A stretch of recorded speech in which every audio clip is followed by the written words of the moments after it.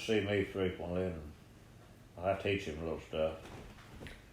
I taught him when he first started. I taught Jerry Fleming when he first started playing, and Bobby Jones, the guy that owns Jerry D. Whitsteel guitar, I taught his former owner. I won a state championship in 1971, and this boy that owned Jerry D. Whitsteel guitar won it the next 16 years on the road. I thought that was a little selfish. I thought he should step back, let some up-and-coming players have a chance at it. Mm-hmm. But he took it for 16 years on the road. State champion steel player. I didn't compete for 1 year, and that was 71. I won it. Wow. So you grew up in this area? There's a house right across from my backyard with a red roof on it, old house. I was born in that house. Really? 500 feet from this one. Wow. So yeah, I grew up in this area. I graduated from a school over there that you saw when you turned Tunstall? in 1959. Really? Wow. It was a grade school and high school.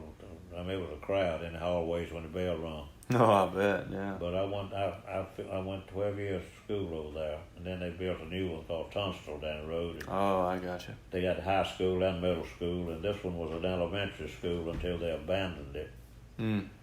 So now this county just stores old desks and computers and stuff in it.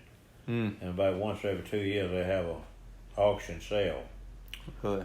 And they sell desks and tables and anything the county upgraded, from. Wow. I bought this house in 1969. It was built in 1951. Wow. It had been added on to twice. This used to be the end of the house right here, so they added on the 2 bedrooms in the back. That porch where y'all came in, and that first room, that used to be the front porch.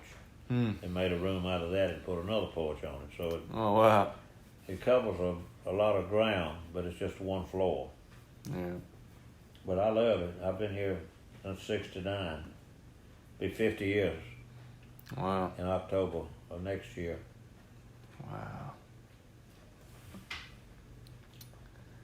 So he was telling me you played with a bunch of different artists, huh? I had my own band back in the mid-'60s, and a guy bought it was called Danville Truss Company. It's a great big building. They built trusses for homes, trusses and all. He bought it and turned it into a nightclub, and he wanted to organize a group of musicians called it. His name was Homer Thomason, and everybody called him Homer T. And he was a radio announcer for WDVA Country Station in Danville. Oh, I got you. So he called it the T-Bird, and he wanted I wanted a band of local musicians, and he wanted me to be a steel player. Wow. So I broke my band up and went to work I learned how to play on stage. We had a Grand Ole Opry act every other week. Wow. So I got to meet everybody that was anybody. And Wow. I didn't play for all of them, but I fronted the show for just about everybody. Wow. But the first night we was open, we had Almost Persuaded guy. David Houston? David Houston. Him and Tammy Wynette was on the first night. Tammy didn't even have her own band. Really? She had her husband and her daughter singing harmony. So we had to back her up in Collinsville on Friday night and T-Bird on Saturday night. The following week we played just us. And the third week we had Connie Smith. Oh, wow. And we played the next week by ourselves, and I don't know who we had after that, but every other week we had a Grand Ole Opry act. When Paycheck came down, he didn't have his own band. He just had quit fronting for George Jones. Wow. And he didn't have his own band. He had put out a song or two, but we backed him up. And Carl and Pearl Butler didn't have a band. We had to back them up. And a lot of them would come without the band, and we'd have to back them up. But we had a good band. But I did shows with Ernest Tubb and Texas Troubadours and George Jones and Conway Twitty 5 or 6 times. Really? John Huey, I met John Huey when I first started playing, and I was so impressed that he plays the day setup the right way to play a steel. Jonathan plays it backwards way. And anyway, before John died, we became first name basis buddies.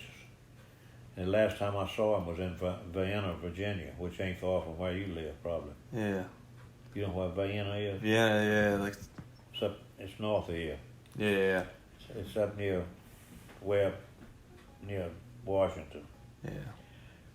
And he was a Nashville act up there, and it was a MASGA event, so I went to all of them.